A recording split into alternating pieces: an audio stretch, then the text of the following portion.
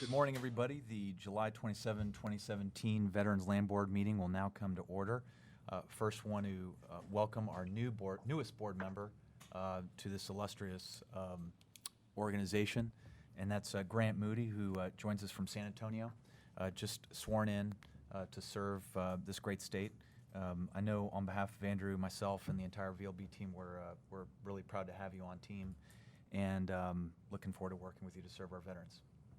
Well, it's an honor to be here, and thanks for being so welcoming and all the training I got yesterday. I really appreciate it.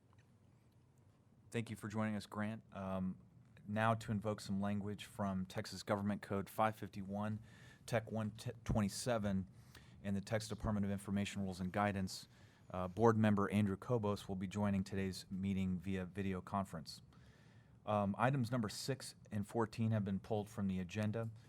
So having said that, first item on the agenda is number 1, which is approval of the minutes from the April 2017 Veterans Land Board meeting, which is our last meeting. I've had a chance to review them, and there's actually just one change that we need to make. Mr. Moody was not a member at the time, so we would need to strike that, I believe, from the record. But that would be the only change that would be made to the minutes. So, Mr. Kobos, I don't know if you have any additional changes at this time to the minutes? No, I don't. So I will go ahead and move. I will need your second to approve said minutes. Second. Motion carries. Motion is made, seconded, and carries with one abstention, Mr. Moody, because he was not in attendance during the last meeting. Next item on the agenda is number 2. As stated, which is consideration possible adoption of resolution authorizing liquidity facilities related to bonds issued with the VLB program. Thank you, Mr. Chairman. Members, for the record, my name is Rusty Martin, Chief Investment Officer.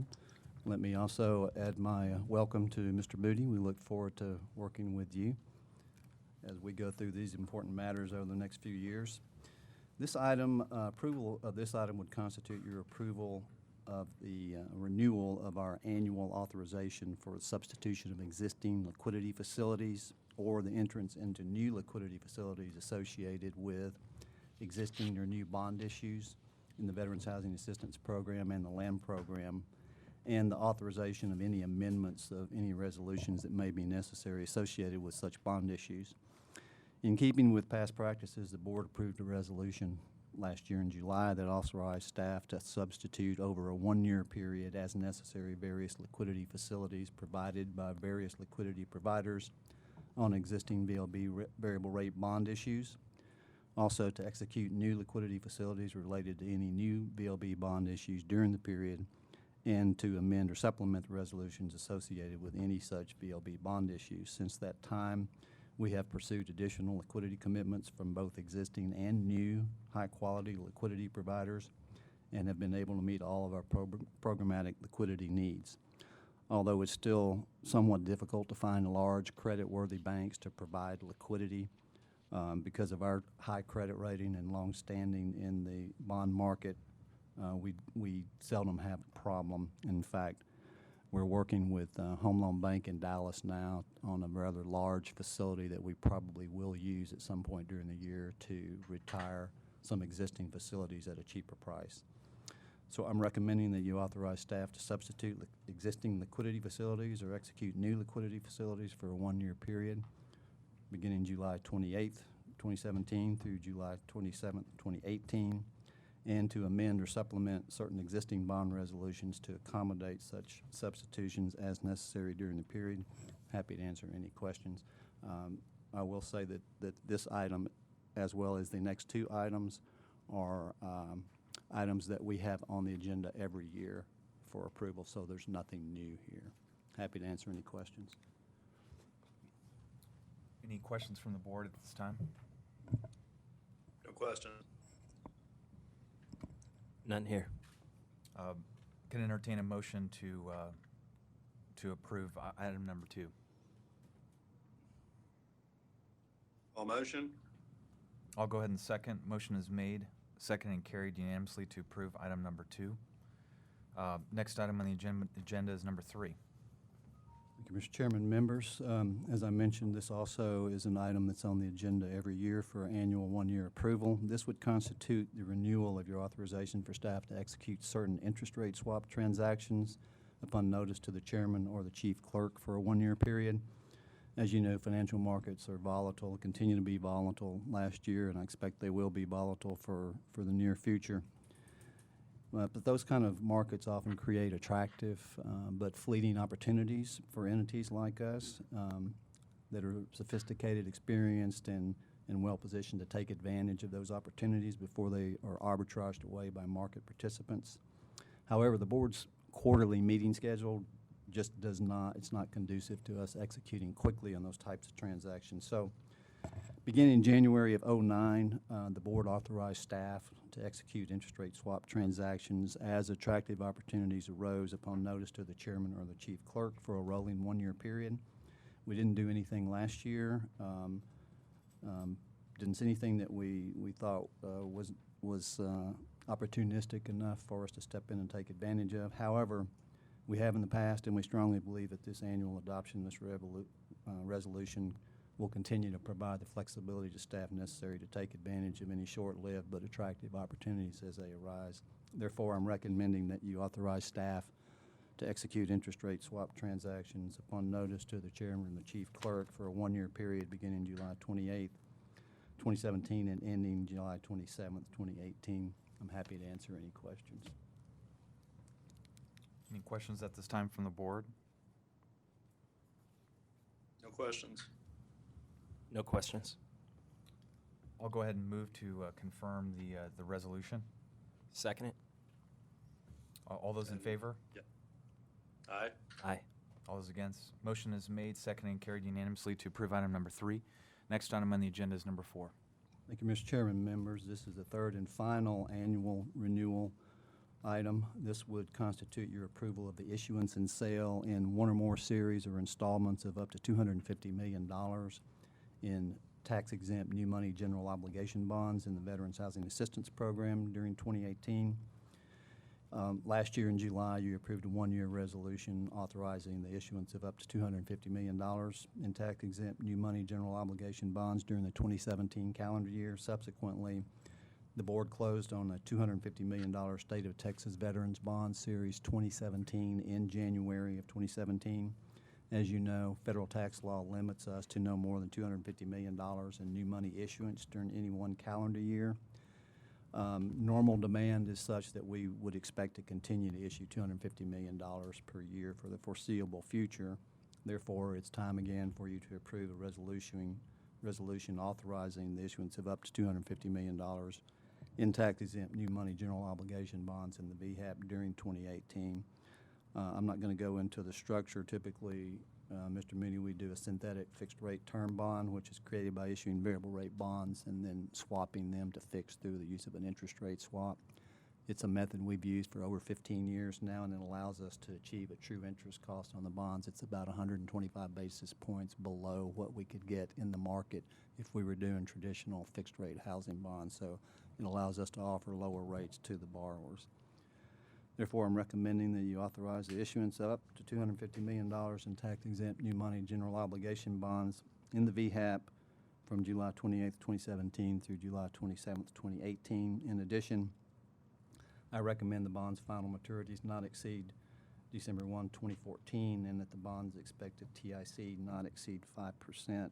All of this is in keeping with past resolutions adopted by the board. Happy to answer any questions. Any questions from the board at this time? No questions.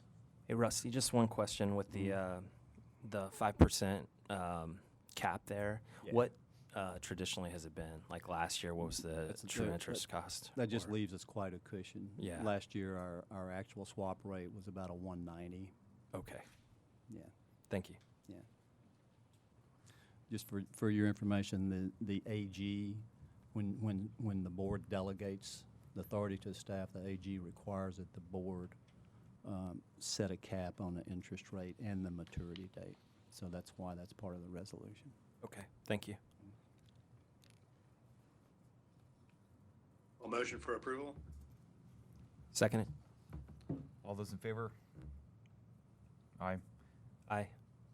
Aye. And all those against, motion is made, second, and carried unanimously to approve item number 4. Next item on the agenda is number 5. Mr. Kobos will recuse himself from a vote.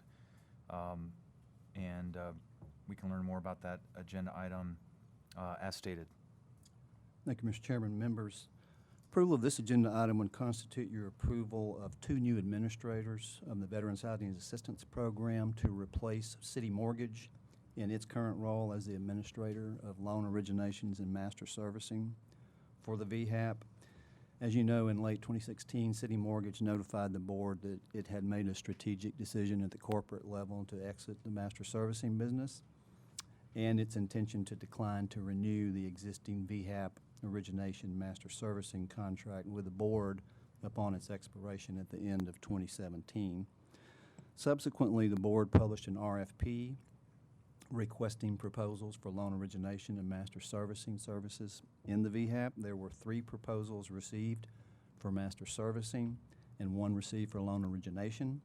After a thorough review of the respondents' qualifications and the cost proposals associated with those, the RFP Review Committee unanimously agreed to recommend to the board that Nation Star Mortgage be selected as a preferred provider of mortgage servicing services and Gateway Mortgage be selected as a provider of loan origination services for the VHAP. Staff is currently working with Nation Star and Gateway to develop a comprehensive transition program, and the target date for that transition to be completed is September 30th of this year. Right now, the project is currently on track to meet that target date. Therefore, I recommend that you approve the selection of Nation Star Mortgage to provide master servicing services to the VHAP and Gateway Mortgage to provide loan origination services to the VHAP. In addition, I'm recommending that you authorize staff to negotiate the terms of the related agreements between the board and each of Nation Star and Gateway respectively. And I'm happy to answer any questions. Any question on why there was only 1 proposal for the loan origination services? Well, I used to be in the mortgage business, so you understand how fragmented that business is becoming these days. We were somewhat surprised that, ideally we would have gotten a response from an entity that was capable of doing both of those things. So we fully expected that Chase, Bank of America, Wells Fargo would be interested and would submit proposals, but they did not. So what we got was, I think, the first sign that, visible sign to us anyway, how fragmented the industry is, that there are entities that just do master servicing. There are some that do both, but really they're more master servicing oriented, and that pool is shrinking by, daily. It's getting smaller and smaller. So the loan origination program, it's not a business you make a lot of money in. Neither is master servicing for that matter. But the entities that responded they were not interested in origination. Okay.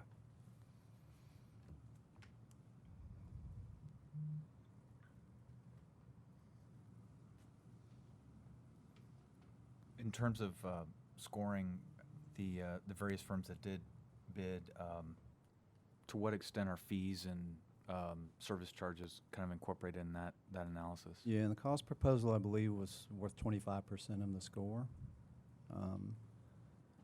We think we're going to pay, in evaluating cost proposals like that, you always have to make assumptions about what size the portfolio is going to be, what prepayments are going to be, all those kind of factors.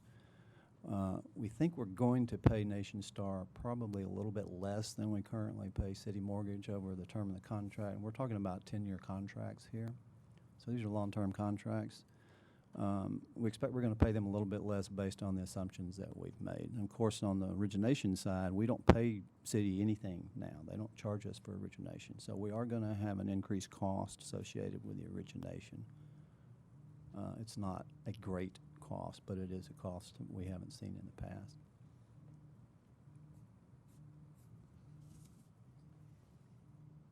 I guess just going back to the fact that there was one person who submitted, I mean, you feel comfortable, though, that they meet the necessary requirements and... Oh, sure. I'll tell you a little bit about the diligence process if you want. But, yeah. So We hired a consultant that used to work at Citi that actually ran our program there. He recently retired from Citi, and so he knows our program backwards and forwards. He knows all the players in the market. He knows capabilities. He knows the systems that they use, all of the things that are very important to making this kind of decision and, you know, ultimately successfully transitioning from one to the other. So we brought him in to help us develop the RFP and the scope of that RFP. Once we had made the determination about who we were going to recommend as the board, as the selections, then we did site visits with the consultant, met the staff, saw the operations, both of the entities. He later went back on his own and did a more technical site visit to get down into the nitty-gritty. And he wrote us a memo that recommends these two entities, and he has no hesitation about that. So that gave the committee comfort that we were making the right decision based on what we got out there. Thank you. Absolutely.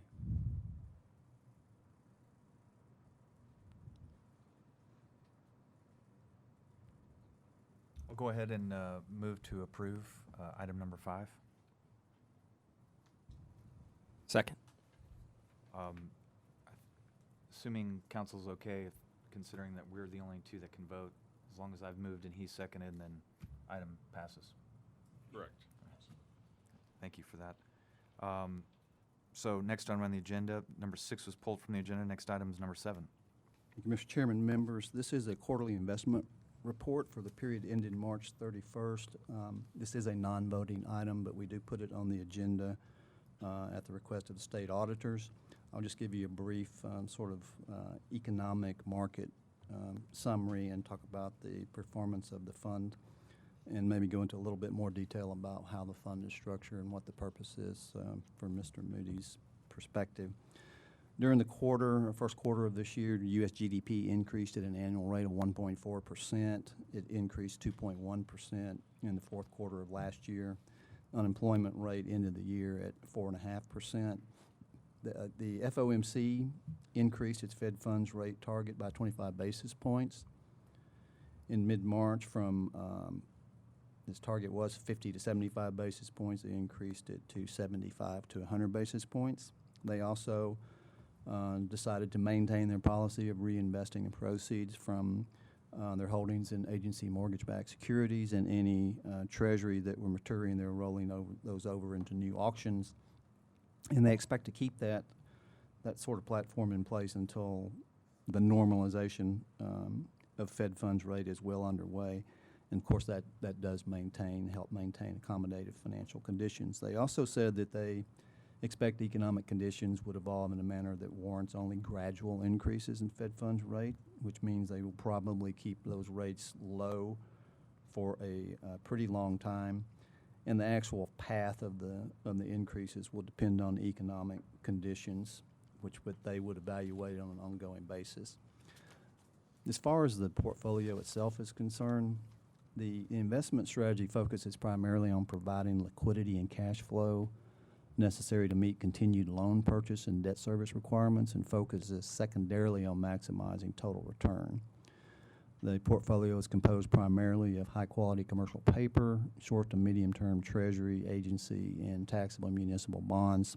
The current duration decreased during the period from 5.63 to 5.01 years. We are targeting a duration that's about 3.5 to 4 years during 2017. The duration is pretty volatile and moves around quite a bit because we have several large debt service payment periods during the year, and during that period of time, a lot of the short-term money is sucked out of the portfolio, which causes the duration to increase, and then it goes back down over time.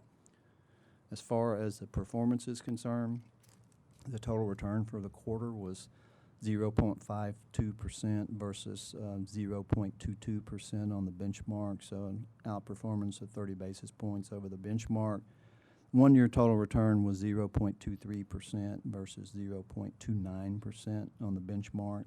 And the yield to maturity was 2.26% versus 0.99% on the benchmark.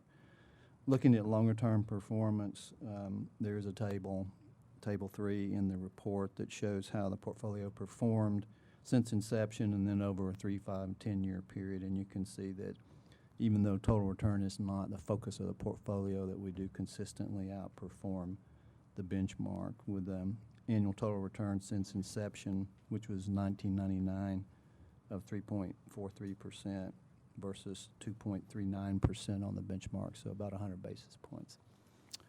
It's a non-voting item, but I'm happy to answer any questions. Any questions at this time from the board? Just quick from my understanding, when the market value at the beginning of the quarter versus the end of the quarter, is that based off of new bonds that were issued during that time? That number also can Okay. change dramatically. If we issue bonds, it'll go up. When we pay debt service, it'll go down. So Okay. comparing those two numbers, it doesn't yield much Understand. information. Okay.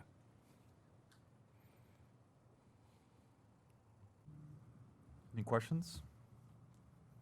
No questions. This being a non-voting item, we could jump to the next item. Thank you, Rusty. Thank you, Mr. Chairman. Next item on the agenda is number 8.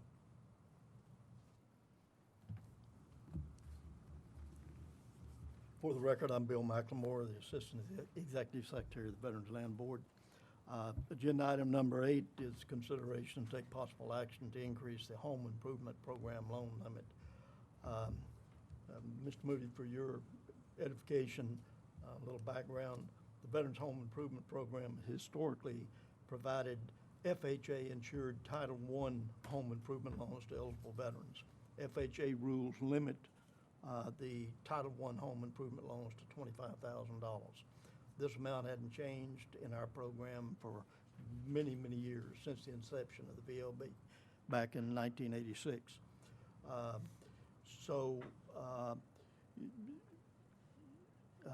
Despite increase in supplies and cost of materials, this thing has stayed the same. After reviewing the number of requests that we've had from veterans for VHIP loans in amounts greater than $25,000, staff requested and received board approval back in fiscal year 2016 to initiate a pilot program that offered home improvement loans up to $50,000, but under the following conditions. All FHA underwriting and eligible home improvement guidelines, as well as the current program guidelines under the FHA Title I program, would remain in existence for these loans. The home associated with the loan must appraise for an amount that's equal to or greater than the requested loan amount, above $25,000. The pilot program would be in effect for 1 year to determine the actual demand for such loans. Following the end of that 1 year pilot program period, we'd report back to the board, and that's what we're doing today. During the pilot program, the following VHIP loan products were made available. A home improvement loan of up to $50,000 for homeowners with either no lien, being lien-free, or an existing first lien. Number 2, an FHA-insured home improvement loan of up to $25,000. This is the default loan, so we're going to continue to maintain that default loan. That's an insured loan under FHA. With respect to the demand during the pilot program's period for the VHIP loan product, that's between $25,000 and $1 and up to $50,000. About 28% of the VHIP loans fell into that category. A total of $3.5 million in loans in that category were made, and the average initial principal balance was about $40,000. So these stats to us did increase a significant demand for VHIP loans with initial principal balances that are greater than $25,000. Given this expected demand, we think it's conceivable that the amount of loans greater than $25,000 could approach about $10 million a year. In fact, we're already at that level. Went through that this month. We predict probably 11.5 million in VHIP loans, all total this year.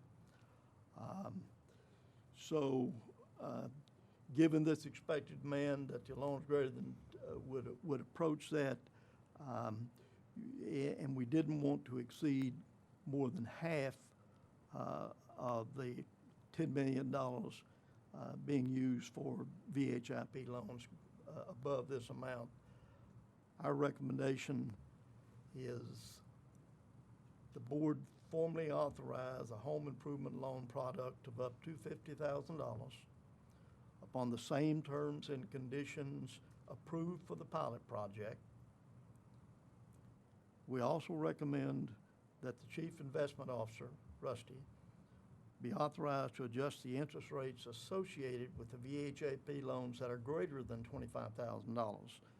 And he do that as necessary, weekly if necessary, in order to maintain a fiscally sound balance between FHA insured and the uninsured ones that above $25,000 that we are making. We think this is a probably prudent approach to meeting this demand. So our recommendation is we continue the program, make it a formal program, and that Rusty be given the authority to adjust those interest rates on those above $25,000. Any questions from the board at this time?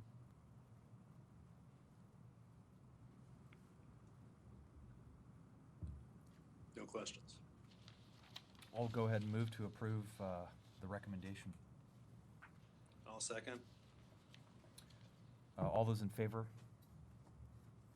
of the motion, say aye. Aye. Aye. All those against? Motion is made, seconded, and carried unanimously to approve the item.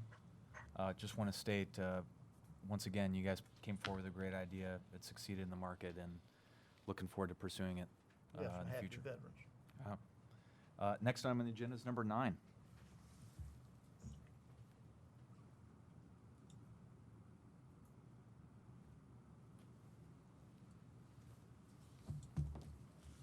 Good morning, Mr. Chairman, members of the board. For the record, my name is Charlotte Mumford, Director of Loan Operations.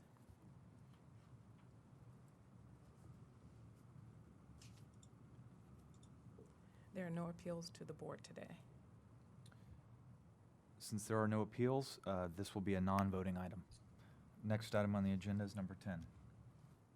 There were 11 tracts offered during the forfeited land sale online bidding period of June the 5th, 2017 through July the 25th, 2017. We received a total of 237 bids, resulting in 10 high bids. Staff is requesting that the board award all high bids that meet qualifications for the land program. I would be happy to answer any questions you may have. Any questions from the board at this time? No questions. No questions. I'll go ahead and move to approve that recommendation. Second.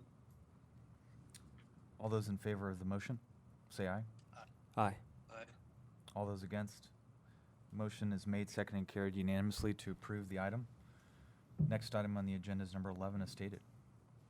Staff is requesting the board take forfeiture action on the resolutions before you, except accounts where sufficient funds are received to avoid that action. 12 accounts are being presented for forfeiture action today. I would be happy to answer any questions you may have. Any questions at this time? I guess just first time looking at this, the fact that some of these principal balances are so low and they've been out there for 20 years and they've been paying on them, but they just, for whatever reason, have quit paying and have become delinquent. So we'll continue working with those account holders. There's a couple of them where they are deceased and we've already reached out to family members. So we'll continue to try to work with them before the next meeting, see if we Okay. can resolve that.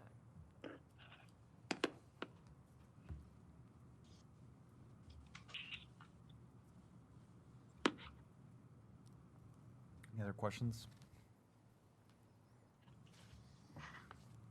No questions. I'll go ahead and move to approve item number 11. I'll second. All those in favor say aye. Aye. Aye. All those against, nay. Motion is made, seconded, and carried unanimously to approve item number 11. Next item on the agenda is number 12. Staff is requesting the board take action on the resolution before you. The resolution lists accounts to be ordered for sale action today. These 8 accounts will become the tracts for the next forfeited land sale.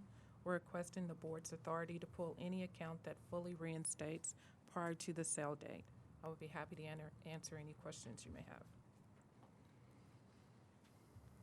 Any questions at this time? No questions. No questions. All motion. Go ahead and second. All those in favor? Aye. All those against? Motion is made, seconded, and carried unanimously to approve item number 12. Next item on the agenda is number 13. Staff is requesting that the board set the next quarterly electronic forfeited land sale bidding period to begin September the 5th, 2017, with a bidding deadline of October 24th, 2017 at 5 p.m. No questions. All motion. Second. Motion is made, seconded, and carried. Well, all those in favor? Aye. Aye. Aye. All those against? Motion is made, seconded, and carried unanimously to approve item number 13.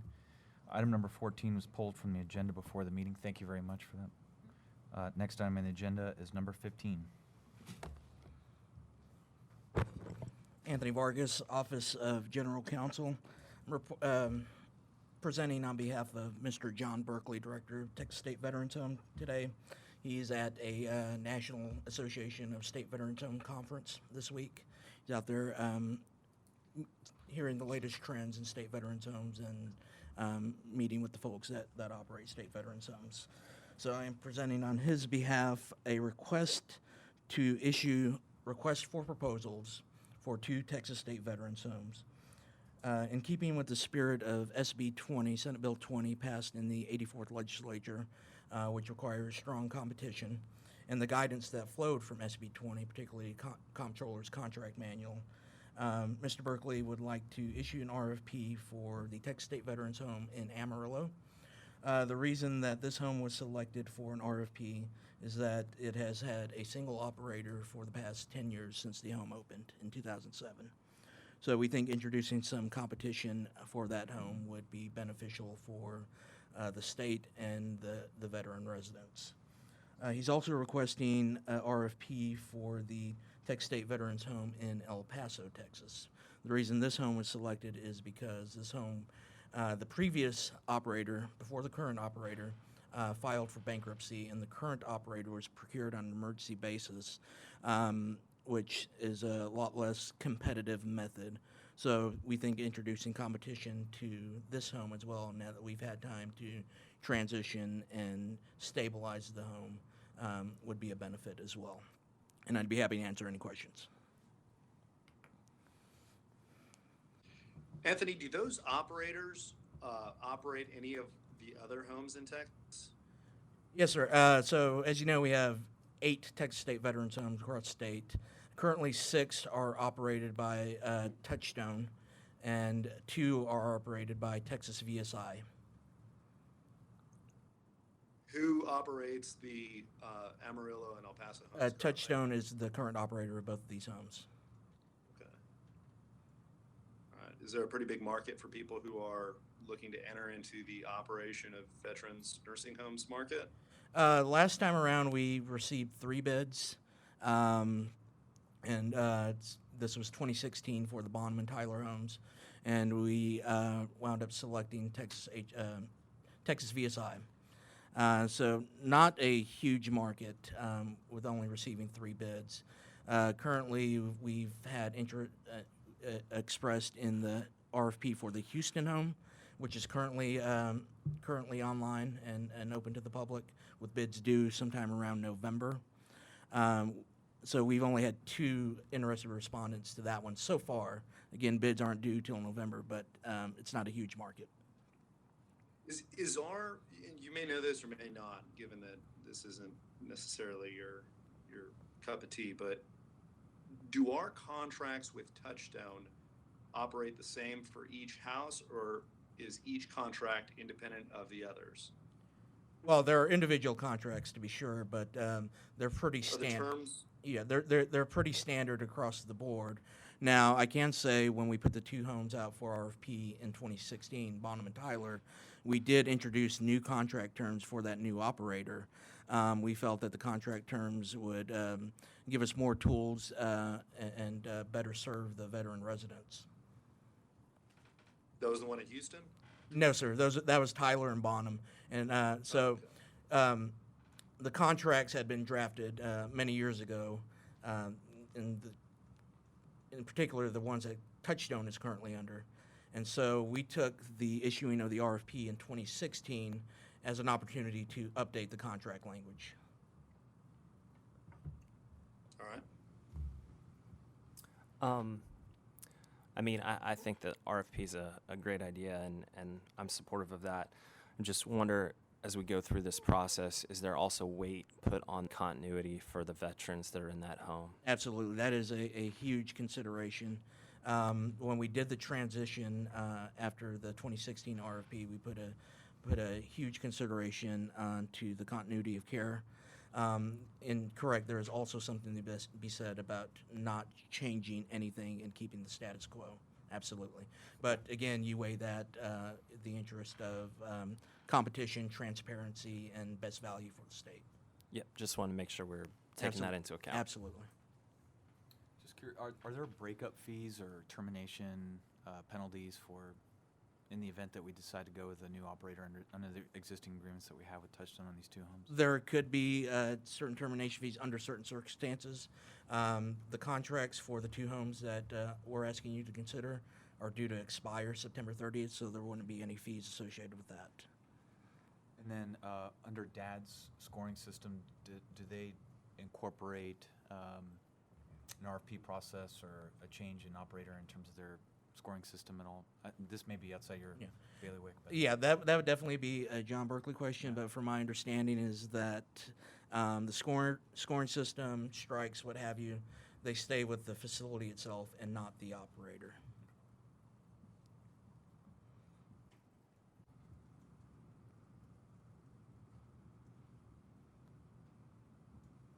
Any other questions from the board? I don't have any other questions. I think it's a good idea to issue an RFP to at least see what's out there. Absolutely. Well, I'll go ahead and move to approve that item on the agenda. Yeah, I'll second.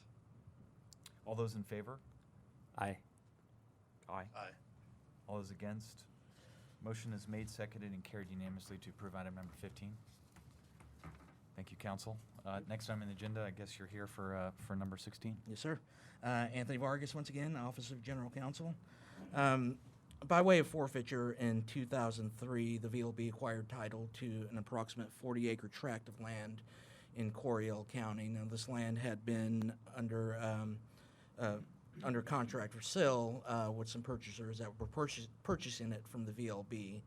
Those purchasers in around year 2000 acquired a permit from Texas Commission on Environmental Quality, TCEQ, to operate a scrap tire storage and processing facility.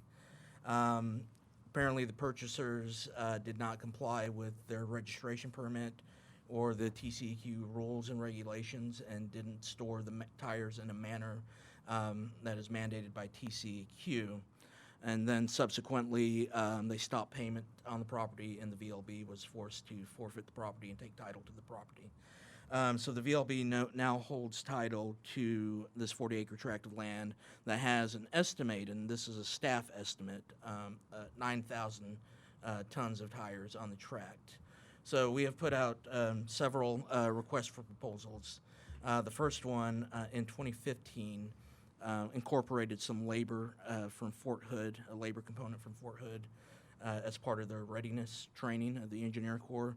Unfortunately, that portion of the Engineering Corps was not available to work within our timeline, so we had to get rid of that RFP. The second RFP was in 2016, and we had 3 bids that came in. We subsequently asked for additional information related to that RFP. At that time, one of the bidders withdrew their bid, and then we examined the 2 remaining bids, and we found that not to be feasible at that time, given the high cost. So we reevaluated, looked at some more options and some ideas. We met with TCEQ several times, several phone calls with them, and just to mention that TCEQ is also here today. We have Mr. Earl Lott and Mr. David Van Soest. Earl Lott's the Director of Permitting, and David Van Soest is the Regional Director for Central Texas, which is the area covering Coryell County. So they'll be here as resource witnesses to answer any questions that you may have. But going back to the current RFP, we issued another RFP after examining our options, meeting with TCEQ on June 15th of this year. We received bids in on July 12th, and we examined we received a bid. We examined that bid. We believe that the bid is feasible given our estimate. However, there are questions surrounding whether our estimate is accurate.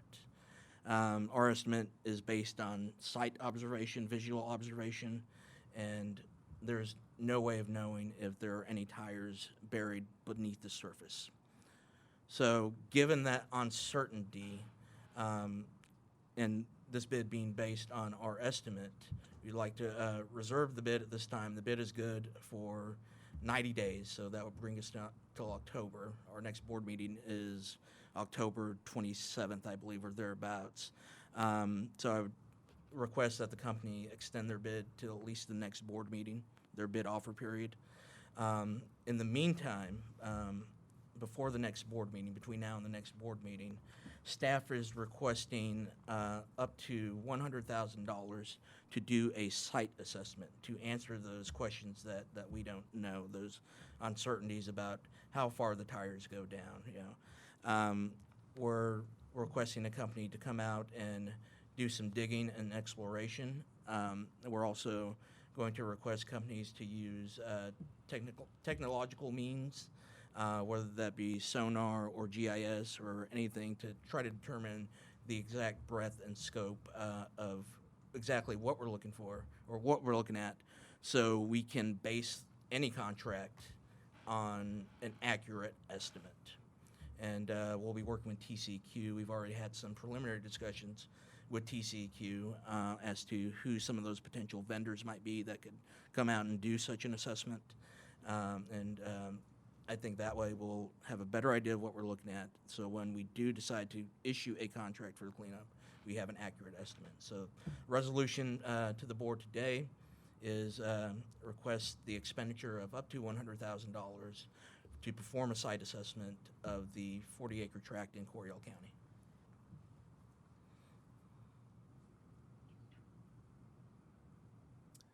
Just one thing that just popped into my head. The previous owner, have we been able to have any kind of contact with them as far as, have they been able to provide any information as far as, like, did they bury tires, how many, anything like that? Yeah, the previous owner, they adjudicated this case, so they were issued a notice of violation from TCEQ, and they were ordered to clean up and I believe pay some fines. When they did not clean up within the specified period, the Attorney General brought suit on them and adjudicated that case, and they paid a fine and they're now off the hook. From my understanding, and I may be wrong, but the latest I've heard that at least one member of the couple was incarcerated, and the other person's whereabouts are unknown. I was just wondering, you know, if we could get any additional information from them, you know, be it, you know, they have immunity at this point, basically, but just to help us save the money when it comes to Absolutely. doing And, this yeah, assessment. we will make those efforts between now and the next board meeting, absolutely. If staff does decide to pursue a third-party surveying firm, for lack of a better term, would that require a new RFP process under SB 20 or? Yes, sir. Answer is it depends on the dollar amount. We are delegated to make purchases under $25,000. We're also delegated to make certain purchases under $100,000. The $25,000 threshold would require informal bids, so that wouldn't mean a 21-day posting period. If it is upwards of 25,000 up to 100, then we would have to post a bid online. Yes, sir. And this may be a question for the TCEQ folks, but what kind of time frame could we think about here in terms of getting a survey so that we can get our arms around what the impact is here. So what would how long would a survey take, from procurement to end? Yeah. Should we welcome? Sure. Yeah. Mr. Earl Let's Lott. get your name and- for the record as well. Good morning, Chairman, board members. For the record, my name is Earl Lott. I'm the Director of Waste Permits with TCQ. And I guess your question is how long would it take to get an assessment of this site? Really, I wouldn't think over a couple of weeks once you get the contract in place. Now, one option that, Anthony just mentioned this to me this morning about the question on the number of tires and are there actually buried tires on the site? I haven't had a chance to speak to you about this, but we do have land reclamation projects where they use buried tires and just leave them in place. Now, that would be another potential option. However, that would have to be deed recorded, that there are tires buried on site if there actually is that. Okay. Just one other consideration there. Absolutely. So this will be another consideration over the next 3 months until the next board meeting. We'll continue to work with TCQ, and if the board approves, whichever vendor is selected to perform the assessment, and then we'll report back to the board at the next meeting. But suffice it to say that if we extend Derek by 90 days, that should be enough time to get a surveyor. Absolutely, and- absolutely. and a quick That lines estimate on up with the next board meeting, and we Okay. feel comfortable with that time frame. And this is a positive step forward towards remediating this tract. So if we went forward with some sort of reclamation project, as you just mentioned, would then the previous bid be honored, and would that the 9,000 tons was based off of what was above the surface, correct? Correct. So if we wanted to go that route, then that bid would be aligned with what we have. Right. If the bid is based on what is visible to the surface, and then addressing the area afterwards with the buried tires remaining in ground, then that bid would still be in line with that methodology. I guess the question I'm trying to allude to here is if reclamation, as you mentioned, is a good option.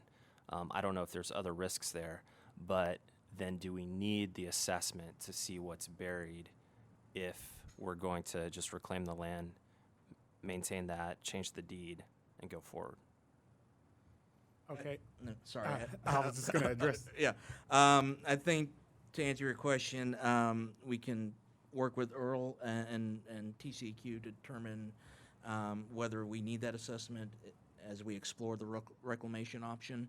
I think at this time, given the length between board meetings, that staff would like to have the flexibility to exercise the option of doing an assessment if needed. There would be some restrictions with leaving them in place. For instance, construction over that property, you wouldn't want to use it for a building site just because the subsurface is a little flexible, of course, with tires. Wouldn't be great for building structures, but they could be left in place and vegetated over. And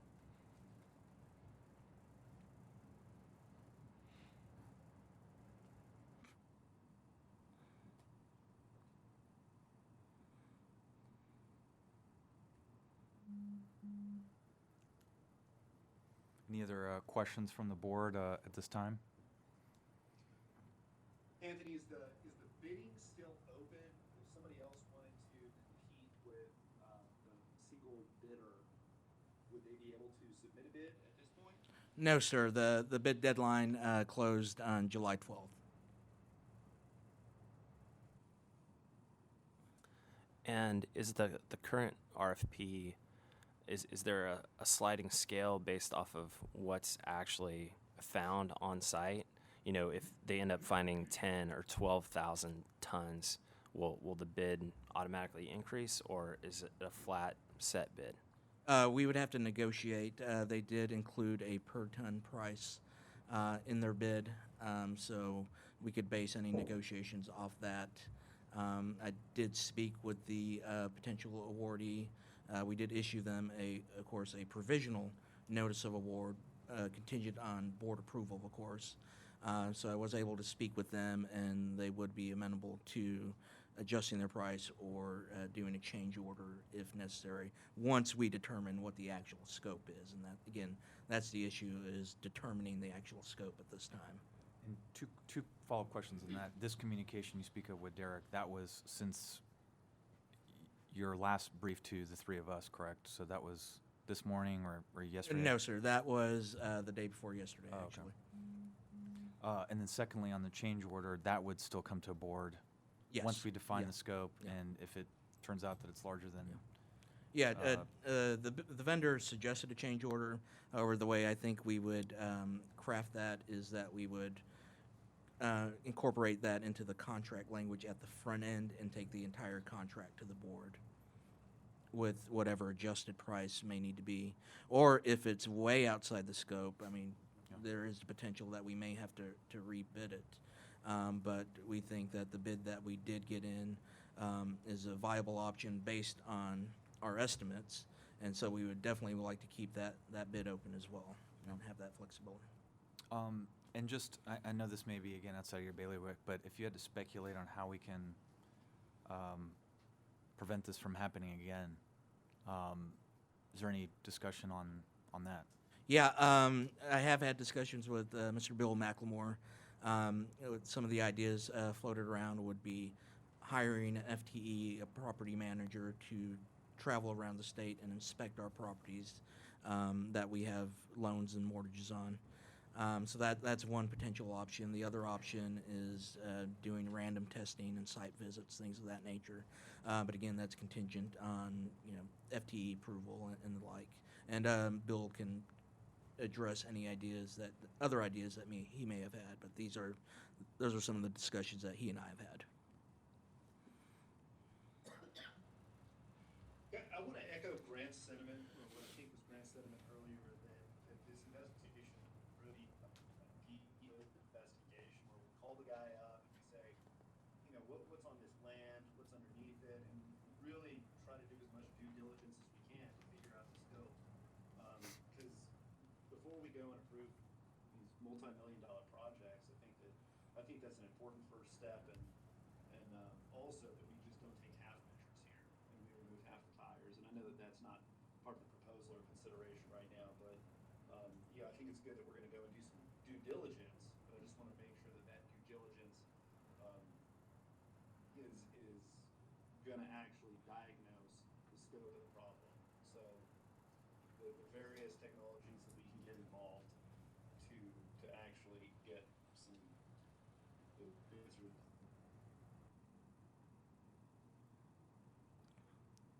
Excellent point. Yeah, just in starting with the no-cost option, if it's feasible, right, and getting that information directly from the source, it may not be an option, but it's worth trying. Yeah, absolutely. And we always look for cost savings and try to procure to get the best value for the state.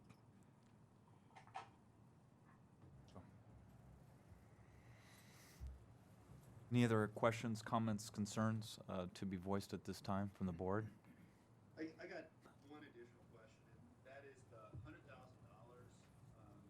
This may be a question for Rusty. Is that going to have any impact on the portfolio? It seemed like a small amount of money right now. It's like something that may be necessary, but we had discussed the $2 million having an impact. $100,000 is going to. Is that accurate? For the record, Rusty Martin, Chief Investment Officer. That is accurate. That's a very minimal amount. I would point out, just to add to the question that you asked at the end, and I think that you alluded to, whether or not the study would even be necessary if there's going to be a reclamation project. From my perspective, I think the study is necessary because we don't know that there are only tires there. There may be other things that we don't know about. So we need to identify those because that'll have a direct impact on what the ultimate cost of the project is.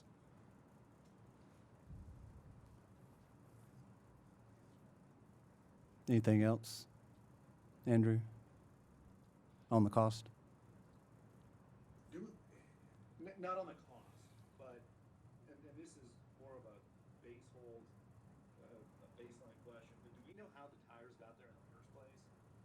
the two folks, the one who's now incarcerated, authorize people to go and walk on land? Yeah, they were receiving compensation to intake scrap tires and apparently just dump them on the site.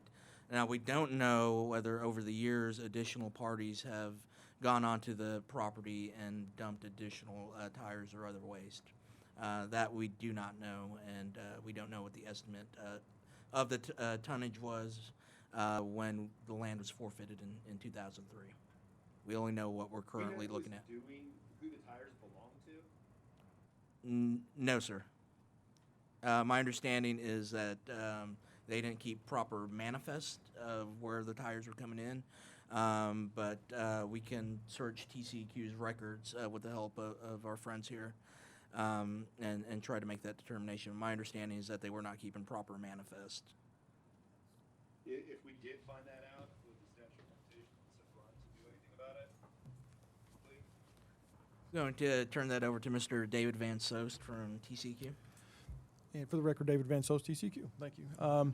That is true. The previous owners, there was an agreed order, a formal enforcement order against the previous owners for exactly what we were saying here, that there was no manifest to show actually where those tires went or where they came, or I'm sorry, where they came from. Going back, since they had proper authorization, I don't believe we could go back and actually find out who those people were, or I'm not even sure of the legal, if we could legally go back after them.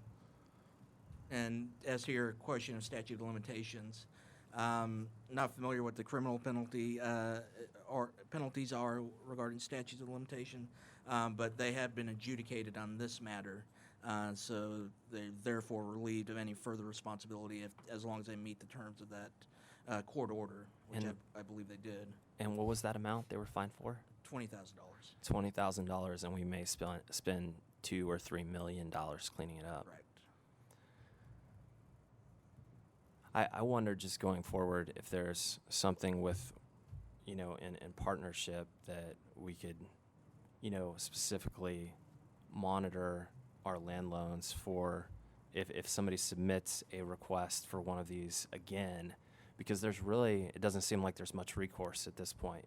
But it's a huge, huge risk for us. If this happened 2 or 3 more times, I would think it's a big issue. Absolutely, and we'll definitely explore those partnerships with TCEQ.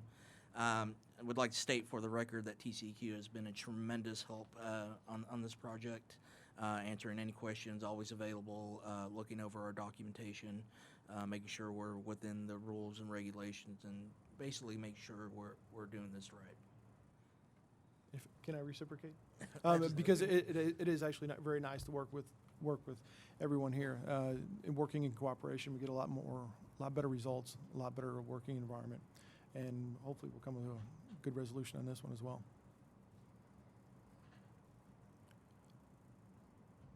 Any other questions from the board at this time? That's it for me. No further questions. Well, I for one, first of all, I want to thank witnesses from TCEQ to come in and add additional insight and everybody's involvement in trying to move forward with a corrective solution to this problem. We're a can-do agency that's stepping up to a big challenge here. I'm comfortable with the language in this resolution. I think it's an important first step of many steps that will be needed to clean the site and put together a game plan or strategy to either divest of the asset or come forward with an idea here to have a longer and lasting solution here. So I will go ahead and move to approve the language in the resolution, but do we need to, council, include language that asks for Derek's consent to extend the bid by 90 days in addition to the language that's in the proposed resolution? No, I don't think we do, but I did, since we've talked about so much here today, I suppose just wanted to make sure we were clear on staff's recommendation, and that is, it's 2 parts. One, we have the RFP is closed, so we're going to ask them to extend the bid at least until the next Right. land board meeting, and then approve up to $100,000, not to exceed $100,000 for a third-party assessment. And that's what's before the board right now. That is correct. The only resolution before the board actually is just the approval of the $100,000. Derrick's Construction's bid is valid for 90 days, so that brings us into October. I will informally ask for a 2-week extension, and if they're amenable to that, we'll get something in writing from them to keep that bid open. So as is, the language stands. Correct. Yeah. The resolution is the request for the expenditure of up to $100,000 to perform an assessment of the tract. So moved. Sir, Second. all those in favor? Aye. Aye. Aye. All those against, nay. Motion is made, seconded, and carried unanimously to approve item number 16. Next item on the agenda is number 17. Thank you.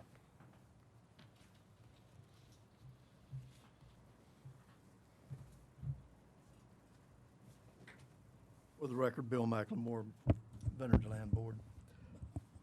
This is a non-action item, agenda item, just an information that we provide to the board once a quarter about our loan production capability. We've set goals, and this just tells you where we are in within each of those goals for the year.